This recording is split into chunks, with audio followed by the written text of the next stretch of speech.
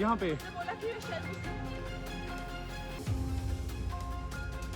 आप टेंशन, कोई बात नहीं, हम हैं हमारा।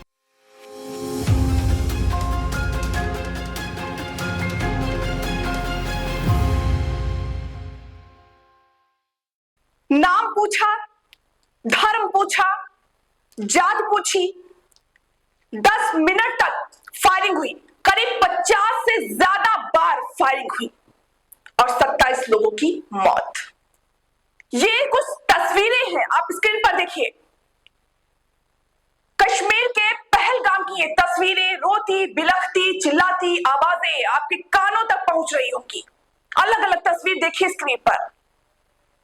बहुत ही दुख होता है जब इस तरह की खबरें हम सभी को बतानी पड़ती है, लेकिन जरूरी है, आप तक जानकारी पहुंचना जरूरी है।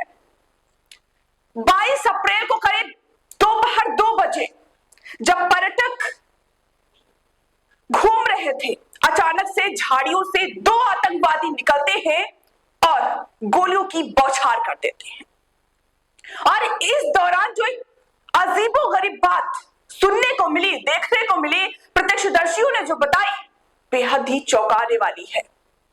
एक आतंकी आता है और पूछता है आपका नाम क्या है, और वहां पर बताया जाता है, जो मृतक है, जो उनके परिजन है, वो बता रहे हैं कि जब बताया जाता है कि उनका नाम फलाना फलाना है, वो हिंदू धर्म से है।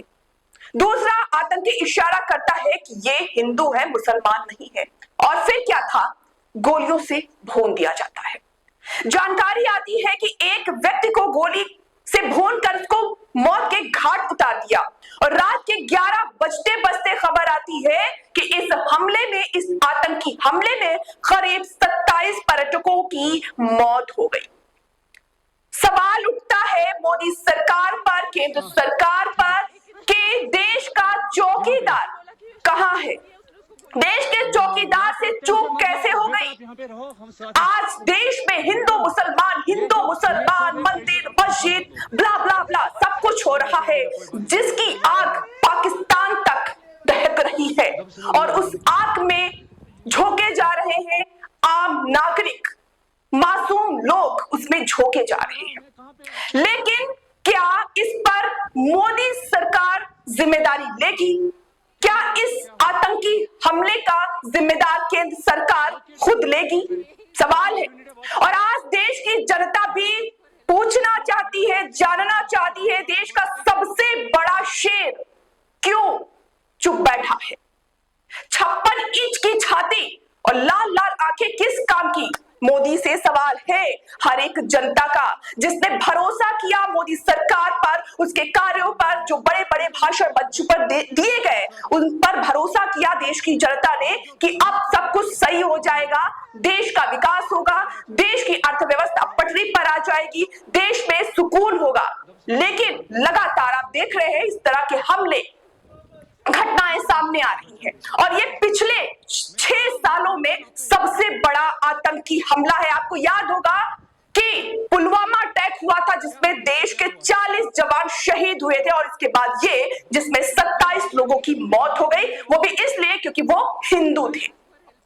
हिंदू होने की वजह से आज वो इस दुनिया में नहीं है। जरा सोचिए उन परिवारों पर क्या गुजर रही होगी, उन माँ बाप पर, उन बच्चों पर क्या गुजर रही होगी, उन पत्नियों पर क्या गुजर रही होगी, जिन्होंने अपना बेटा खोया, अपना पिता खोया, अपना पति खोया। कुछ यादें बनाने के लिए वो कश्मीर आए थे, घूमने के लिए।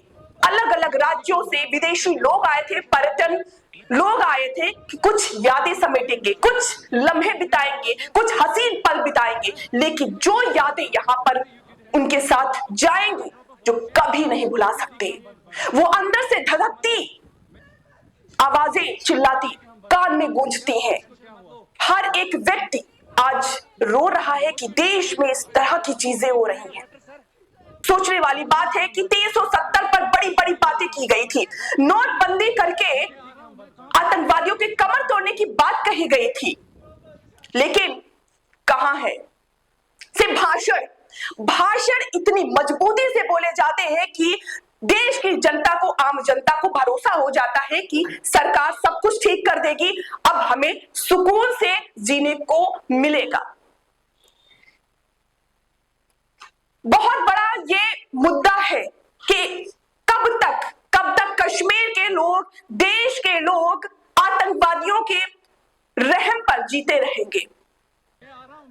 जानकारी कुछ हमारे पास है, वो बताते हैं आपको। बीते कुछ साल में जम्मू कश्मीर में होने वाले सभी छोटे बड़े हमलों की जिम्मेदारी कश्मीर टाइगर यानी केटी या फिर द रेजिस्टेंट फ्रंट यानी टीआरएफ ने ली है, और जो ये 22 अप्रैल को भी हमला हुआ इसकी भी जिम्मेदारी टीआरएफ ने ली है। जम्मू कश्मीर करीब 20 साल 3 आतंकी संगठन यानी कि जैश ए मोहम्मद, लश्कर ए तैयबा और हिजबुल्लाह मुजाहिदीन सबसे ज्यादा चर्चा में है।